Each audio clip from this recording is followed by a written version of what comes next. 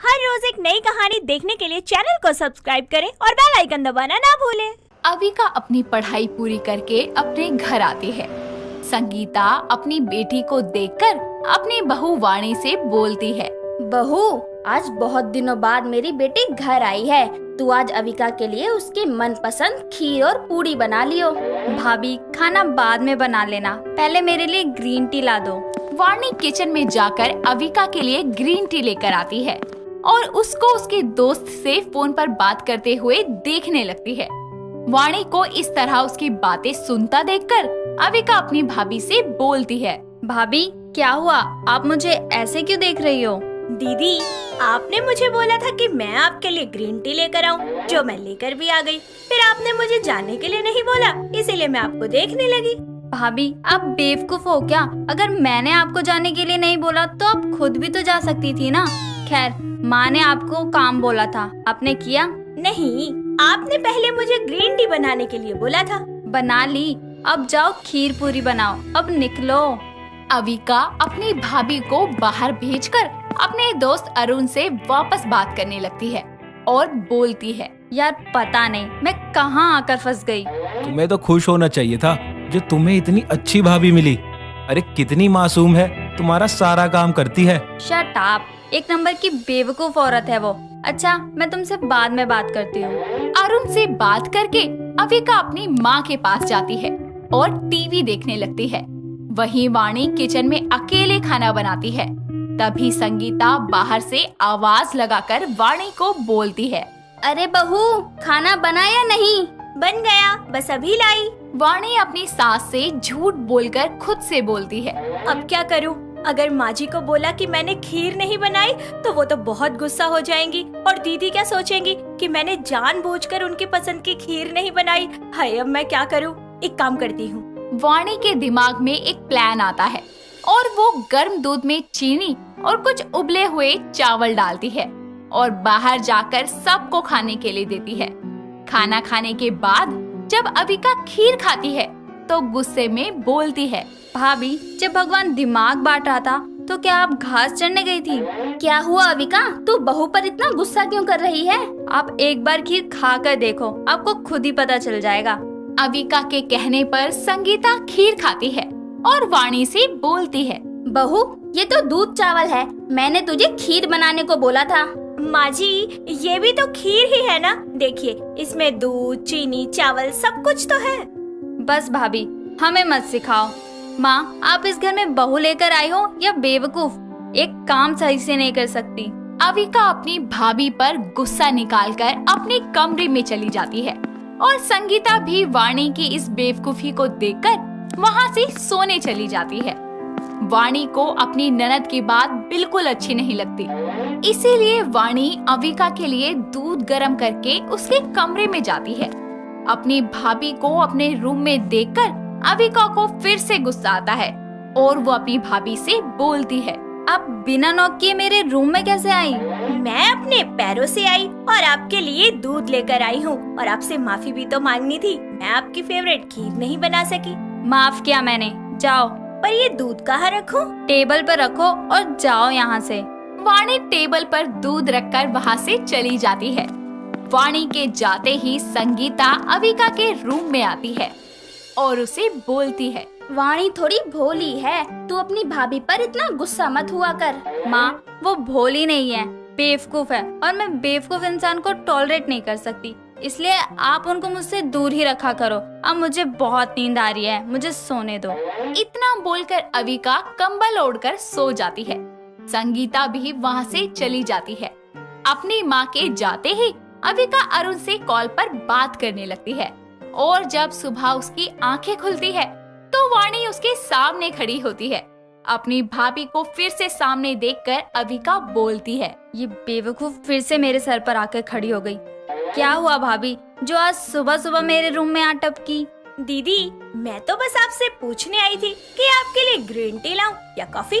भाभी, मैं green tea पीती हूँ ना, तो आप मेरे लिए वही लेकर आओ और मेरा फोन चार्ज पर रख दो जब तक मैं फ्रेश होकर आ रही हूँ। अपनी भाभी को काम बोलकर अविका फ्रेश होने के लिए चली जाती है और वाणी फोन को चार्जर के ऊपर रखकर चली जाती है। कुछ देर बाद में जब अविका बाहर आती है तो वो देखती है कि उसका फोन चार्ज में ना लगकर चार्जर के ऊपर रखा हुआ है। अपनी भाभी की ये बेवकूफी देखकर वो बाहर जाकर उसको सुनाने ही वाली होती है कि वो देखती है कि वाणी किसी पड़ोसन से बात कर रही है। अपनी पड़ोसन को बाहर देखकर अविका अंदर चली जाती है और वाणी अपनी पड़ोसन से बोलती है, वैसे आपको कौन सी मिर्च चाहिए, लाल या हरी? अरे मुझे हरी मिर्च चाहिए थोड़ी सी। अच्छा कितने दूं? 1 2 3 5 6 ला दे और थोड़ा जल्दी लाना, सब्जी बनानी है। अच्छा कौन सी सब्जी में डालनी है जो इतनी सारी मिर्च मांग रही हो? अरे भिंडी की सब्जी में डालना है, जरा जल्दी करना बेटा। अच्छा मिर्च हाथ में लेकर आऊँ या प्लेट में? ये पकड़ो भिंडी और एक काम करना, खुद ही बनाकर ढेर सारी मिर्च डालकर खा लेना, पागल कहीं की। वाणी की बेवकूफियों से पड़ोसन का दिमाग खराब हो जाता है और वो गुस्से में वहाँ से चली जाती है। उसके जाने के बाद वाणी खुद से बोलती है, अजीब है ये आंटी जी भी, मिर्च लेने आई थी और मुझे भिंडी दे के चली गई। पता नहीं कैसे कैसे लोग हैं आजकल। ये बोलकर वाणी किचन में जाती है और कुछ देर बाद में अविका अरुण के बारे में अपनी माँ को बताती है। ऐसे ही कुछ दिन बाद संगीता अविका का रिश्ता लेकर अरुण के घर जाती है, पर अरुण की माँ उनसे दहेज में 10 लाख कैश और 10 तोला सोना मांगती है। इतने सारे दहेज की बात सुनकर संगीता उनसे कुछ दिन का समय मांगकर घर वापस आती है, जहां अविका अरुण को कॉल करके उससे बोलती है, अरुण हम इतना दहेज कहाँ से देंगे? आखिर तुम भी तो मुझसे प्यार करते हो, फिर ये दहेज क्यों? अविका, तुम्हारे इस घमंड के चक्कर में माँ मान नहीं रही थी और इसलिए उन्होंने ये शर्त रखी ताकि तुम खुद पीछे हट जाओ। देखो अविका, हमारे पास और कोई रास्ता नहीं है, हमें माँ की शर्त माननी ही पड़ेगी। अविका अरुण की ऐसी बात सुनकर फोन रख देती है और अपनी माँ के पास जाकर इस शादी के लिए मना कर देती है। पर तभी वाणी अपने सारे गहने लाकर अविका से बोलती है, माँ हमारे पास गहनों की कमी थोड़ी ना है, ये देखिए मेरे पास कितने सारे गहने हैं। अरे 10 तोले से तो कहीं ज्यादा है। दीदी ये सब आप ले जाओ, वैसे भी मैं ये सब नहीं पहनती, बड़ी गर्मी लगती है इन्हें पहनकर। ये सब देखकर अविका को अपनी गलती का एहसास होता है कि अपने घमंड के आगे वो किस तरह अपनी भाभी के साथ सलूक कर रही थी। कि तभी अविका अपनी माँ से बोलती है, माँ आप सही थी, भाभी बहुत भोली है, पर आज के समय में भोले इंसान को बेवकूफ बोला जाता है। पर मुझे आज समझ आ गया कि मैं कितनी गलत थी। भाभी मैं आपसे प्रॉमिस करती हूँ, अब से हम बहनों की तरह रहेंगे।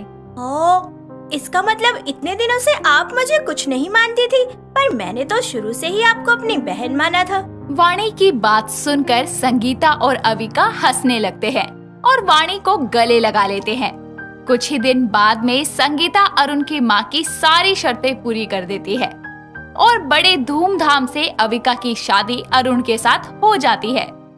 कियारा एक बहुत ही अच्छी और सुंदर लड़की होती है। उसके परिवार में उसकी माँ नैना और पिता विवेक होते हैं। उसे साहिल नाम के लड़के से प्यार हो जाता है, जिसकी माँ दुर्गा और पिता प्रकाश दोनों ही बहुत ज्यादा लालची किस्म के लोग होते हैं। ऐसे ही एक दिन कियारा और साहिल शादी करने का फैसला लेते हैं और दोनों के परिवार वाले आपस में मिलकर बात करते हैं। दोनों परिवारों की सहमति से रिश्ता पक्का हो जाता है और कुछ दिनों बाद शादी का दिन आ जाता है। और इसी बीच साहिल के घर वाले बहुत सारा दहेज और कैश की डिमांड कर देते हैं। ये बात जैसे ही कियारा के कानों में पड़ती है, वो तुरंत साहिल के पास जाती और उससे पूछती है, साहिल क्या तुम्हें पता भी है तुम्हारे घर वालों ने हमसे कितना सारा दहेज मांगा है? अरे कियारा, ये बड़े लोगों का मामला है यार, हमें इसमें नहीं पड़ना चाहिए। ओह, तुम्हें पता भी है तुम्हारे इस दहेज की वजह से मेरे परिवार वालों को कितनी तकलीफ झेलनी पड़ेगी। And for your kind information, दहेज लेना और देना दोनों ही गलत है। अरे तो क्या हुआ यार, इतना तो हर कोई करता है। तुम मुझसे प्यार करते हो या दहेज से? जाओ जाकर अपने घर वालों को समझाओ, वरना मैं तुमसे शादी नहीं करूंगी। अरे ये क्या कह रही हो तुम? मैं बिल्कुल नहीं जाऊंगा उन्हें समझाने के लिए, और तुम्हें दहेज तो देना ही पड़ेगा। ठीक है फिर, अब ये शादी भी नहीं होगी। तुम जैसे लालची और डरपोक इंसान के साथ मैं कभी शादी नहीं कर सकती। लो अपनी अंगूठी और दफा हो जाओ यहाँ से। स्वाभिमानी कियारा लालची साहिल के साथ जुड़े अपने इस रिश्ते को तोड़ देती है। समय बीतता जाता है। कुछ ही दिनों बाद दोनों की शादी अलग अलग घर में हो जाती है। कियारा की शादी धीरज नाम के एक लड़के से बिना दहेज दिए हो जाती है। उसकी सास कमला और ससुर कन्हैया बहुत अच्छे होते हैं। तो वहीं साहिल की शादी शगुन नाम की एक बहुत ही बदतमीज और घमंडी लड़की से होती है, जो बहुत सारा दहेज लाती है। तो चलिए देखते हैं क्या हो रहा है कियारा के ससुराल में। माँ जी देखिए, आज मैंने मटर पनीर की सब्जी बनाई है। खा के तो बताओ कैसी बनी है। बहुत ही स्वादिष्ट बनी है बिटिया। तोरे हाथों में तो जादू है, जादू। सब आपका ही कमाल है सासू माँ। चलिए अब देखते हैं साहिल के घर में क्या चल रहा है। अरे बहू, आज की डेट में खाना मिल जाएगा क्या? मैं क्यों बनाऊं खाना? खाना बनाने के लिए नौकर रख लो ना। ट्रक भर भर के दहेज इसीलिए नहीं लाई थी। हाँ। अरे दहेज लाई है तो क्या खाना नहीं बनाएगी? मैं बहू हूँ, नौकर नहीं। खुद ही बनाओ जाकर। यूँ समझो मैंने अपने दहेज से ना खरीद लिया है आप सबको। आई बड़ी मुझसे काम कह रही हैं। तो देखा आपने क्या चल रहा है दोनों की जिंदगी में। एक तरफ दहेज वाली बहू रौब जमा रही है, तो वहीं दूसरी तरफ बिना दहेज वाली बहू परिवार को जोड़े जा रही है। वक्त बीतता है, दोनों ही परिवारों को आर्थिक तंगी का सामना करना पड़ता है। तो चलिए देखते हैं कैसे इस मुसीबत का सामना करती हैं शगुन और कियारा। कियारा के ससुराल में। अरे बहू, का दिन आ गए हैं हमरे। रोज ना रोज किसी ना किसी चीज की कमी होते ही जा रही है।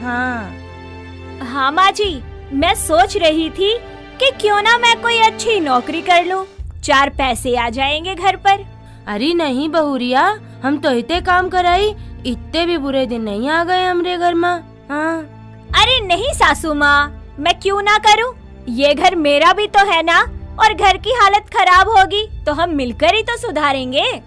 साहिल के घर में। ओफो, तुम सबने तो मुझे गरीबी के दिन दिखा दिए। अब और नहीं रह सकती मैं यहाँ, जा रही हूँ यहाँ से। अरे तू कैसी बहू है? हमारे बुरे दिनों में साथ देने के बजाय हमें छोड़ के जा रही है। अरे करमजली डंकनी, मर क्यों नहीं जाती? ए बुढ़िया, जबान संभाल के।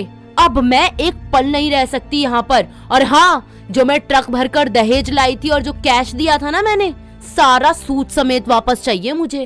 अरे क्या बोले जा रही है? हम वैसे ही मुसीबत में हैं और तू हमसे ही पैसे मांग रही है। शर्म नहीं आती? हाँ ए बुढ़िया, अगर सारे पैसे नहीं दिए ना तो तुम सबको जेल भिजवा दूंगी। तुम्हारी नानी ना याद दिला दी ना तो कहना। ऐसे ही कियारा अपने परिवार की आर्थिक हालत सुधारने के लिए एक बहुत अच्छी नौकरी ढूंढ लेती है और खूब पैसा कमाती है। तो वहीं शगुन अपने ससुराल वालों को धमकी दे घर छोड़कर चली जाती है और अपना सारा दहेज का पैसा वापस मांगने लग जाती है। ऐसे ही एक दिन कियारा के घर पर। बहुरिया, तूने तो हमरा सर गर्व से ऊंचा कर दिया। मेरी लाडली बहू है। नहीं नहीं माँ जी, आपसे ज्यादा तो मैं खुश नसीब हूँ जिसे आप जैसी सास मिली। इतना अच्छा परिवार मिला जिसने मुझे बिना दहेज के अपनाया। अरे लाडो, ऐसा ना बोल। दहेज तो कलेश की जड़ होवत है।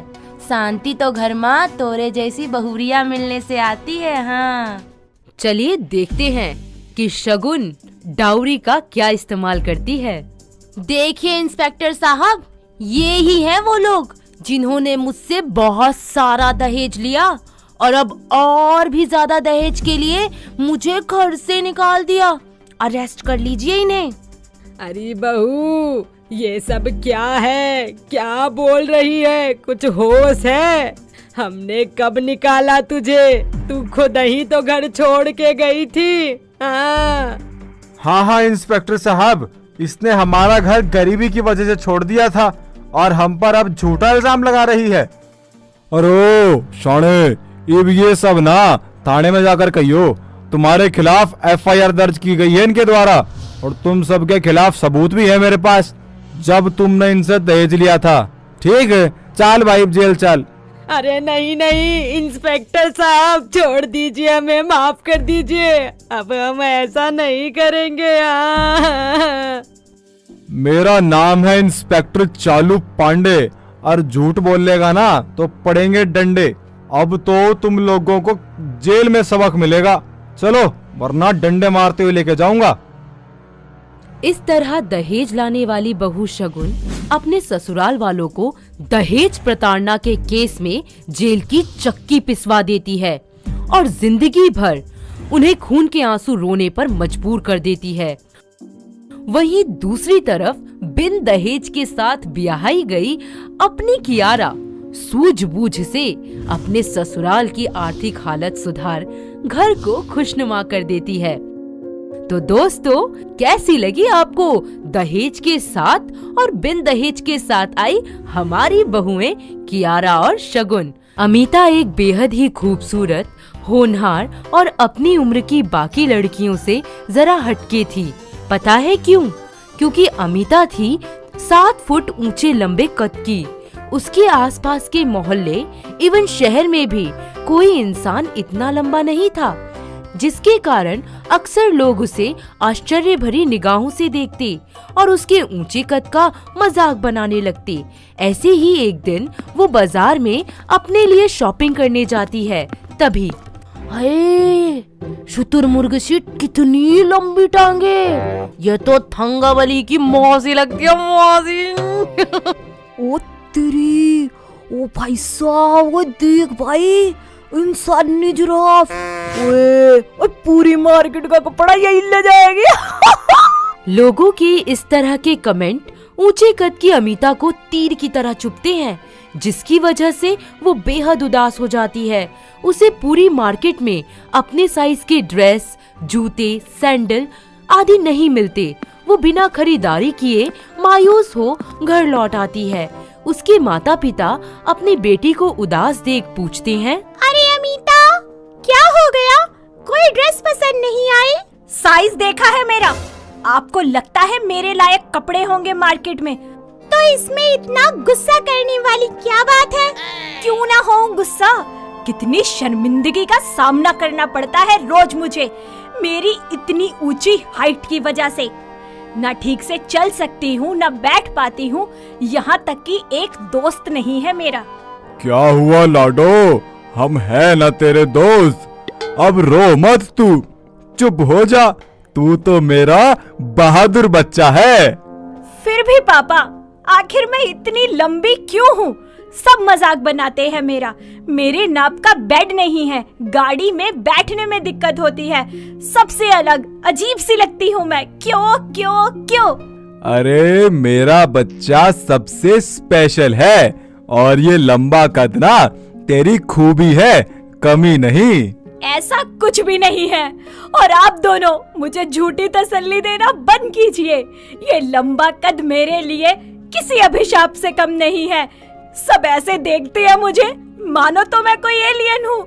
आज के बाद मैं कहीं नहीं जाऊंगी, हमेशा अपने कमरे में बंद रहूंगी। इस तरह अपने ऊंचे कद की वजह से अमिता बहुत ज्यादा डिप्रेस हो जाती है और सबसे बातचीत करना बंद कर देती है।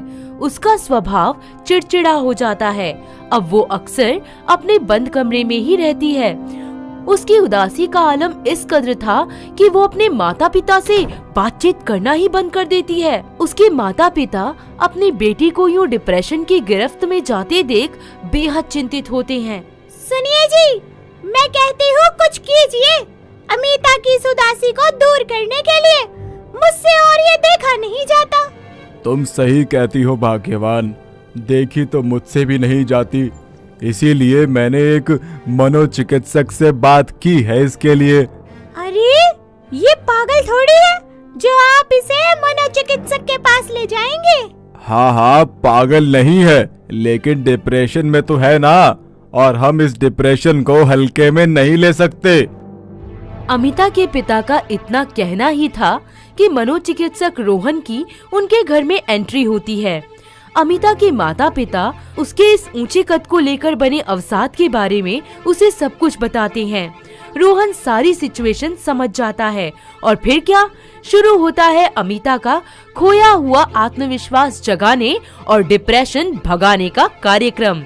अमिता, दरवाजा खोलो।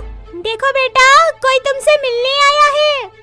मुझे किसी से नहीं मिलना, उनसे बोल दीजिए चले जाए यहाँ से।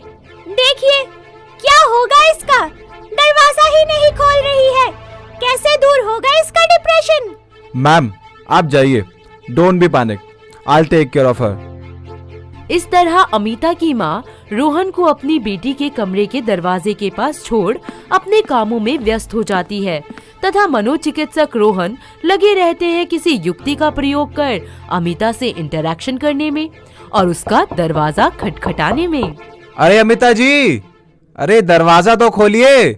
अरे देखिए कितनी दूर से आया हूँ आपसे मिलने के लिए। कह दिया ना कि नहीं मिलना है, समझ नहीं आता। मत मिलिएगा किसी से, लेकिन मेरे पास एक ऐसी चीज है जो आपकी हाइट की समस्या हमेशा हमेशा के लिए दूर कर देगी।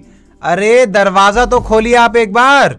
अमिता को मनोचिकित्सक रोहन की बात बहुत अच्छी लगती है, वो उसकी तरफ अट्रैक्ट होने लगती है। वहीं धीरे धीरे रोहन की ट्रीटमेंट थेरेपी उसे डिप्रेशन के चंगुल से बाहर निकाल देती है। अमिता का खोया हुआ आत्मविश्वास जागृत हो जाता है।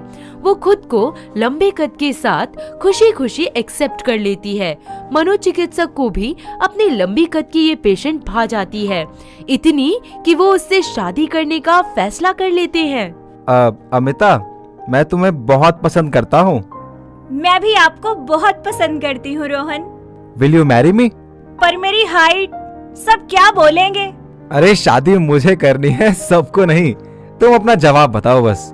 यस। अमिता के हाँ बोलते ही रोहन उससे कोर्ट मैरिज कर लेता है और उसे दुल्हन बनाकर अपने घर ले जाता है।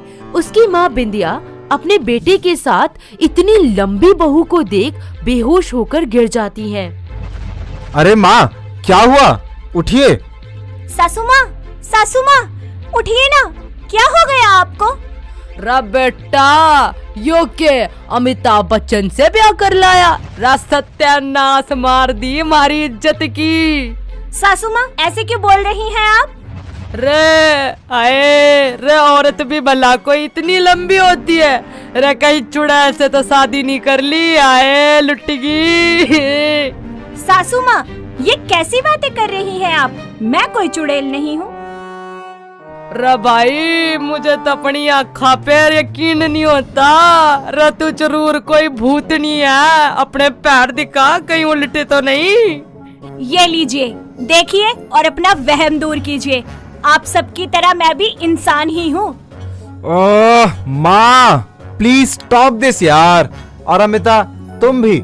रे बावड़ी तरेड, तुझे शर्म नहीं आती? कतई प्यार में अंधा हो गया, कद भी ना दिखा छोरी का। माँ, प्यार कद काठी, रंग रूप, ऊंच नीच देखकर नहीं होता, और ये जैसी भी है इसे स्वीकार करो, बहू है आपकी।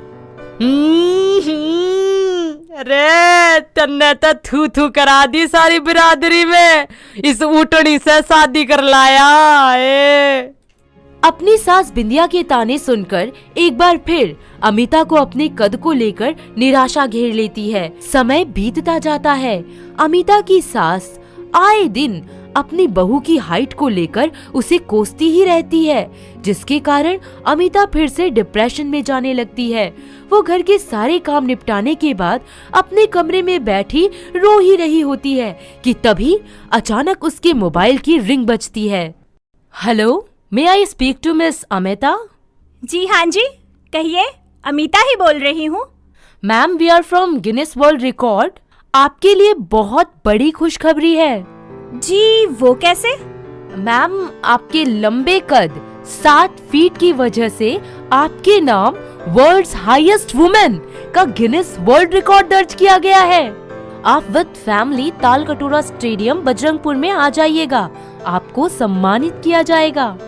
अमिता अपने नाम दर्ज 7 foot world's highest women in the world record के बारे में अपने पूरे परिवार को बताती है तथा उनके साथ तालकटोरा स्टेडियम जाकर ये सम्मान प्राप्त करती है। अखबार में उसका फोटो छपता है। अब उसकी सास बिंदिया को भी अपनी लंबी बहू पर गर्व होता है। साथ ही उसके लंबे कद की वजह से पूरा देश गौरवान्वित होता है। अब सब लोगों को ये बात समझ आ जाती है कि किसी की कद काठी का मजाक नहीं बनाना चाहिए। ना जाने कब कौन क्या अजूबा कर दे। शिवानी बचपन से ही पढ़ाई में बहुत अच्छी और मेहनत करने वाली लड़की होती है। वो बड़े होकर आईएएस बनना चाहती है। समय बीतता जाता है। अपनी मेहनत और परिश्रम के दम पर शिवानी आईएएस बन जाती है और इसी दौरान उसे शिवाजी नाम के लड़के से प्यार हो जाता है। दोनों एक दूसरे को बेहद सपोर्ट करते और उनकी मुलाकातों का सिलसिला शुरू हो जाता है। ऐसे ही एक शाम पार्क के बेंच पर। शिवानी, तुम्हें पता भी है तुम कितनी इंस्पायरिंग वुमेन हो, और ये छोटा सा नजराना मेरी तरफ से तुम्हारे लिए। Thank you so much. मैं क्या, हर लड़की इंस्पायरिंग है, बस right time, right direction and power of pain मिलने की देरी है। फिर देखो क्या नहीं कर सकती वो। इस तरह दोनों की मुलाकात होती रहती है और फिर कुछ समय बाद शिवाजी और शिवानी शादी कर लेते हैं। ऐसे ही एक दिन शिवानी के ससुराल में। अरे माँ, बाबूजी कहाँ है आप? अरे जल्दी आइए, देखिए आज हमारी शिवानी का फोटो आया है अखबार में। अरे वाह, देखा, मैं ना कहती थी एक दिन हमारी बहू हम सबका खूब नाम ऊंचा करेगी। आज तो मैं गर्व से फूला नहीं समा पा रहा हूँ। अरे अरे पिताजी, संभालिए अपने आप को। रुकिए, मैं अभी फोन मिलाता हूँ मेरी शिवानी को। अरे इधर लाओ, मैं बात करती हूँ। हेलो। अरे शिवानी बेटा, आज तो तूने हमारा नाम रोशन कर दिया। आज अखबार के फ्रंट पेज पर तेरी फोटो छपी है। सच कहूँ मेरे तो पैर ही नहीं लग रहे जमीन पर खुशी के मारे। हाँ माँ, देखा मैंने। अरे तेरे ससुर जी तो खुशी के मारे बावले ही हुए जा रहे हैं और मेरी सारी सहेलियाँ मुझसे तेरी तारीफ करती नहीं थकती कि कितनी गुनी बहू मिली है तुझे। सच शिवानी बेटा, तेरे जैसी बहू ना मुझे ढूंढने पर भी नहीं मिलती। इस परिवार की रौनक बढ़ाकर 4 चांद लगा दिए तूने तो। मेरी प्यारी बहू रानी, भगवान तुझे लंबी उम्र दे और तू सदा खुश रहे। लाइए माँ, मेरे से बात कराइए। बहुत खूब शिवानी, ऐसे ही आगे बढ़ती रहो। आखिर पता लगना चाहिए लोगों को कि औरतें किसी से कम नहीं हैं। अच्छा सुनिए, मैं रखती हूँ, घर आकर बात करती हूँ, अभी कुछ जरूरी काम आ गया है। ए, बंद करो रे। ए, कौन है रे तू? रहने दे, मत पूछ, बता दूंगी ना तो यहीं पैंट गीली हो जाएगी। रोक दे ये सब। ए, चालू रखो रे तुम लोग, इसको मैं संभालता हूँ। मैडम, लगता है इसका तो गेम बजाना पड़ेगा। Last warning. ए Shani, section 143 unlawful assembly, section 147 rioting, section 504 intentional insult with intent to provoke breach of the peace और सेक्शन 353 असॉल्ट और criminal force to deter public servant from discharge of duty. सबको law समझ आ गया ना? ए पांड्या, ये सब धाराएं लगाकर अंदर कर इसको। ये अब क्यों मारा रे? हाँ, आदत है। शिवानी के इस बोल्ड अवतार से जहाँ एक तरफ सभी क्रिमिनल उसका खौफ खाते हैं, वहीं दूसरी ओर समाज के लोग एक लड़की को इतना आगे बढ़ता देख तरह तरह की बातें बनाते थे। वो लोग जरा जरा सी गलतियों पर शिवानी को ताना देने का कोई मौका नहीं छोड़ते थे। ऐसे ही एक दिन कल तक न्यूज पर शिवानी को इंटरव्यू के लिए बुलाया जाता है। कड़वे सवालों के इस विशेष भाग में स्वागत है आप सभी का। तो आइए शुरू करते हैं कड़वे सवालों का सिलसिला। शिवानी जी, सबसे पहला सवाल, एक कातिल, एक रेपिस्ट आपसे बदला लेने के लिए लोगों की जानें लेता है, पुलिस स्टेशन की कैंटीन में तोड़फोड़ करता है, एक मासूम लड़की को बम से उड़ाने की कोशिश करता है, क्योंकि आप एक महिला आईपीएस है और हमारे समाज में महिलाओं को इतना आगे बढ़ने की इजाजत नहीं है। तो क्या आपको नहीं लगता कि आपकी जगह कोई मर्द आईपीएस ऑफिसर होता तो ये तमाशा होता ही नहीं? तो क्या कहीं वक्त नहीं आ गया है औरतों को आत्मविश्लेषण करने का? सवाल कड़वा है। सिर्फ औरतों को ही नहीं शर्मा जी, पूरे समाज को आत्मविश्लेषण की जरूरत है। औरतें जब भी फील्ड पर उतरती हैं, वो चाहे पुलिस हो या पॉलिटिशियन, पेशा कोई भी हो, हमेशा उसी की काबिलियत पर सवाल क्यों उठाए जाते हैं? क्योंकि सवाल सिर्फ काबिलियत के नहीं है ना शिवानी जी, सवाल प्रकृति का है। जब मदर नेचर ने मर्द और औरतों में फर्क किया है तो हम कौन होते हैं बहस करने वाले? और जब मॉडर्निटी के नाम पर हम ये फर्क भूल जाते हैं तब रामायण तो होगी ही। आप मदर नेचर पर बिल फाड़ने वाले उन लोगों में से हैं जो रामायण के लिए रावण को नहीं, सीता को दोषी मानते हैं। सर, अगर मेरे पति की सोच भी ना आपकी तरह होती तो आज मैं यहाँ इस मुकाम पर नहीं होती, बिता देती अपनी पूरी जिंदगी किसी घर का चूल्हा चौका करने में। अब आप अपनी बराबरी सीता मैया से करने लगी तो हर औरत में सीता बसी है सर, क्योंकि हर औरत सीता मैया जैसी परीक्षा हर रोज देती है और सवाल उसी पर क्यों उठाए जाते हैं? शिवानी जी, इसमें कोई शक नहीं है कि औरतों को बहुत सहना पड़ता है, लेकिन घोर संघर्ष के बाद आखिर बराबरी का जमाना तो आ ही रहा है। धीरे धीरे ही सही, लेकिन औरतों को बराबरी के मौके मिल ही रहे हैं। लेकिन हर काम औरत के बस का हो ये जरूरी तो नहीं। आप किस बराबरी की बात कर रहे हैं सर? आपको क्या लगता है कि कुछ औरतों ने पढ़ लिख लिया तो क्या उनकी और मर्दों की जिंदगी एक बराबर है? जानते क्या हैं आप सर, एक औरत के बारे में हर कदम पर ऐसे सवालों का सामना करना पड़ता है जिन्हें एक आदमी कभी सोच भी नहीं सकता। आदमी रात भर काम करे तो सर, हाय कितना मेहनती आदमी है, कितना काम करना पड़ता है बेचारे को, लेकिन वही औरत काम करे तो अरे ऐसा कौन सा काम आ गया जो रात भर करना पड़ता है? काम चाहे घर में दोनों करे, लेकिन खाना तो हमेशा सिर्फ औरतें ही बनाएंगी। इसके अलावा हमें रोज ऐसी चीजों के बारे में सोचना पड़ता है जो सिर्फ और सिर्फ औरत ही समझ सकती है। कहीं ब्रा का स्ट्रैप तो नहीं दिख रहा, वो जो कब से घूर रहा है, कहीं कुछ उल्टा सीधा तो नहीं कर देगा? सर, भीड़ में कोई भी मर्द हमें जब चाहे जैसे चाहे छू सकता है, क्योंकि जब एक औरत पब्लिक प्लेस में होती है तो वो एक पब्लिक प्रॉपर्टी बन जाती है। बसेस, मेट्रो में औरतों की सीट्स रिजर्व्ड है। इससे मर्दों को तकलीफ है कि बराबरी भी चाहिए और रिजर्वेशन भी।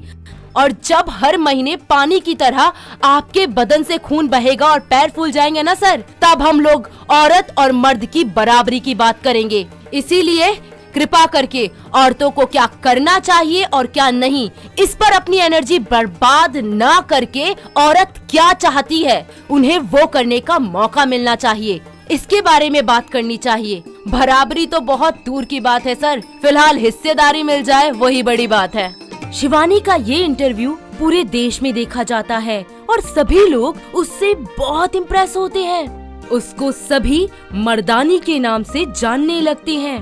उसकी सब जगह खूब प्रशंसा होती है। उससे प्रेरित होकर देश की बाकी लड़कियां भी जीवन में आगे बढ़ती हैं और मर्दों के साथ कंधे से कंधा मिलाकर आगे चलने लगती हैं। टीना एक शरारती और डबल मीनिंग बातें करने वाली लड़की थी।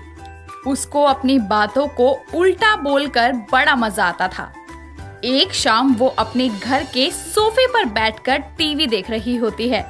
तभी उसकी माँ ज्योति आकर उसे बोलती है, अरे शर्म कर ले, शादी होने वाली है तेरी, पूरा दिन ऐसे पड़ी रहती है, कोई काम ही सीख ले। माँ, मुझे सब पता है, शादी के बाद ससुराल में सबको कैसे खुश रखना है। अच्छा बता जरा, कैसे खुश रखेगी?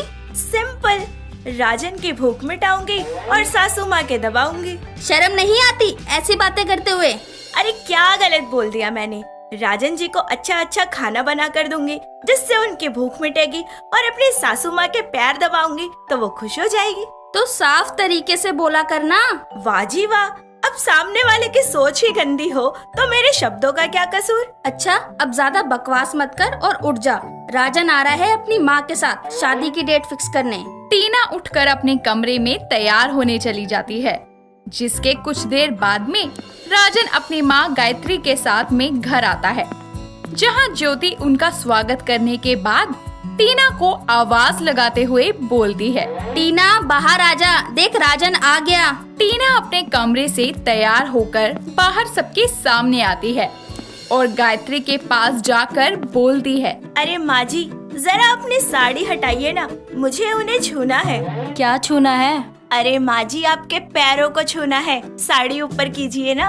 अच्छा तो सही तरीके से बोल लेना बेटा, अब तू हमारे घर की बहू बनने वाली है। हाँ, माँ ने सही कहा। और टीना, हम यहाँ शादी की तारीख फिक्स करने ही आए हैं। हाँ हाँ, जानती हूँ आपको शादी की जल्दी क्यों है, क्योंकि आप भी डालना चाहते हैं। क्या बोल रही हो? क्या डालना चाहता हूँ? अरे मेरे गले में वरमाला, और क्या।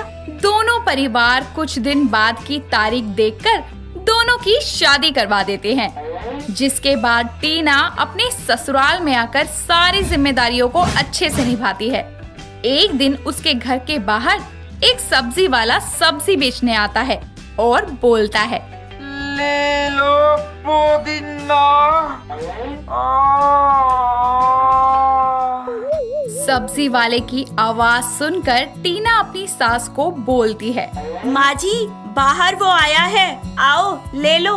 अरे कौन आया है और क्या ले लूं बहू? अरे माँ जी, वो सब्जी वाला आया है, आपको उससे वो लेना था ना, मोटा मोटा लंबा लंबा। अरे क्या बोल रही है?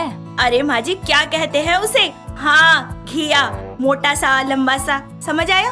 अरे सीधा सीधा नहीं बोल सकती क्या कि माँ जी सब्जी वाला आया है और घिया ले लो? अरे मैं तो सही बोलती हूँ माँ जी, वो बस नाम याद नहीं आ रहा था ना, इसलिए शब्द थोड़े इधर उधर हो गए मेरे। शाम होने पर टीना रसोई में खाना बना रही होती है। तभी राजन ऑफिस से आकर उसको आवाज लगाते हुए बोलता है, टीना, पानी लाना, बहुत प्यास लगी है। अरे अंदर आके ले लो, मैं काम कर रही हूँ। अरे यार, ले आओ ना, मेरे से खड़ा नहीं हुआ जा रहा। टीना पानी लाकर राजन को देते हुए बोलती है, इतने थक गए? अगर अभी मैं आपसे वो करने को कहूँ फिर क्या करोगे? क्या करने के लिए? अरे घूमने जाने के लिए बाबा। अरे यार, तुम सही से बोला करो जो बोलना है। और रही बात घुमाने की, तो अभी तैयार हो जाओ, हम मूवी देखेंगे और मार्केट घूमेंगे। सच्ची राजन, तुम्हारा वो बहुत बड़ा है। अब क्या बड़ा है मेरी माँ? अरे दिल की बात कर रही हूँ, दिल। टीना और राजन तैयार होकर मूवी देखने जाते हैं, जहाँ से वापस आते वक्त वो मार्केट में घूम रहे होते हैं। तभी टीना को मार्केट में आइसक्रीम वाला दिख जाता है। ये देखकर वो राजन को लेकर आइसक्रीम वाले के पास जाती है और उसे बोलती है, भाई साहब, मैं दबा दूं आपका? अरे मैडम, कहाँ दबाने की बात कर रही हैं? हमारा दबाने के लिए हमारी जोरू है। टीना, क्या बोल रही हो? पागल हो गई हो क्या? अरे मैं तो इनकी गाड़ी पे लगे भोपू की बात कर रही हूँ, वही बजाना है, नहीं तो पता कैसे चलेगा कि ये कहाँ पर है। तो तुमको कितनी बार बोला है, साफ साफ बोला करो। साफ साफ? क्या साफ साफ? अभी तुमने ही तो बोला कि साफ साफ बोलो, तो मैंने बोल दिया। राजन गुस्से में टीना को वहीं छोड़कर घर आ जाता है। कुछ देर बाद में टीना भी उसके पीछे पीछे घर आती है। दोनों को अलग अलग आता देखकर गायत्री बोलती है, अरे बहू, तुम दोनों साथ गए थे और अलग अलग क्यों आ रहे हो फिर? माँ जी, अपने बेटे से ही पूछ लो, उनको बहुत जल्दी चढ़ जाता है। क्या चढ़ जाता है? गुस्सा माँ जी, और क्या। फालतू में मुझे बीच रास्ते में छोड़कर आ गए। ऐसा नहीं है मेरा बेटा, जरूर तूने ही कुछ किया होगा, जब भी वो तुझे छोड़कर यहाँ अकेला आ गया। तू छोड़, मैं उससे ही पूछ लूंगी। गायत्री अपने बेटे के कमरे में जाती है और उससे सारी बातें जानने के बाद बोलती है, बेटा, बहू को सुधारने का एक तरीका है मेरे पास। क्या माँ? गायत्री राजन को सारा प्लान बताती है, जिसके बाद दोनों टीना को सुधारने के लिए अपने प्लान पर काम करते हैं। और अगली सुबह गायत्री टीना के पास जाकर उसे बोलती है, अरे बहू, जरा वो ले आ। अरे कब लाएगी? जब दिन निकल जाएगा जब। क्या ले आऊँ माँ जी? अरे चाय, सुबह से वेट कर रही हूँ, अभी तक दी नहीं तूने। अरे माँ जी, तो साफ साफ बोलो ना, आप भी क्या घुमा फिरा के बोल रही हैं? टीना रसोई में चाय बनाने जाती है और कुछ देर बाद में वो चाय लेकर सास के पास आती है और उसे देती है। इतने में राजन कमरे से बाहर आकर बोलता है, अरे टीना, अंदर आकर जरा वो दे दो। क्या दे दूं? अरे मेरी शर्ट नहीं मिल रही, दे दो जरा ढूंढकर। अरे तो ऐसे बोलो ना, कोई और सुनेगा ना तो गलत मतलब ही समझेगा। तो समझता रहे, मैंने तो सही बोला ना, गलत समझने वाले की गलती है। टीना अपने पति और सास की इन हरकत से परेशान होने लगती है, लेकिन वो उनको कुछ बोलने के लायक ही नहीं थी। ऐसे ही शाम होने पर जब राजन काम से वापस आता है, तब गायत्री उससे बोलती है, बेटा, बहू की अकल अभी भी ठिकाने पे नहीं आई, लगता है थोड़ा और ड्रामा करना पड़ेगा। तभी राजन टीना को आवाज लगाते हुए बोलता है, टीना, ओ टीना, मेरी प्यास बुझा दो ना। क्या बोल रहे हैं आप? अरे माँ जी बैठी है, थोड़ी तो शर्म कर लो। अरे प्यास लगी है, पानी दे दो, उसी से तो बुझेगी ना प्यास। अरे तो ऐसे बोलो ना, आपको पानी चाहिए, प्यास बुझा दो का क्या मतलब होता है? मैं तो ऐसे ही बोलूंगा। कोई प्रॉब्लम है तुमको? हाँ, प्रॉब्लम ही प्रॉब्लम है। अरे ऐसे सबके सामने डबल मीनिंग बातें करोगे तो सब उल्टा ही समझेंगे ना। मैंने तो घर में बोली है, लेकिन तुम तो बाहर बोलती हो, और तुमको कुछ भी समझाऊं तो बोलती हो कि तुम्हारी कोई गलती नहीं है।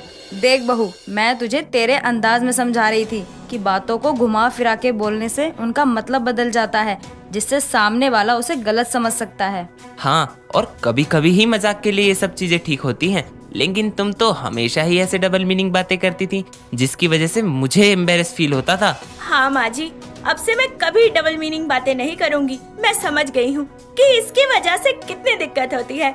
चलिए अब जल्दी से, वरना वो ठंडा हो जाएगा और फिर मजा नहीं आएगा।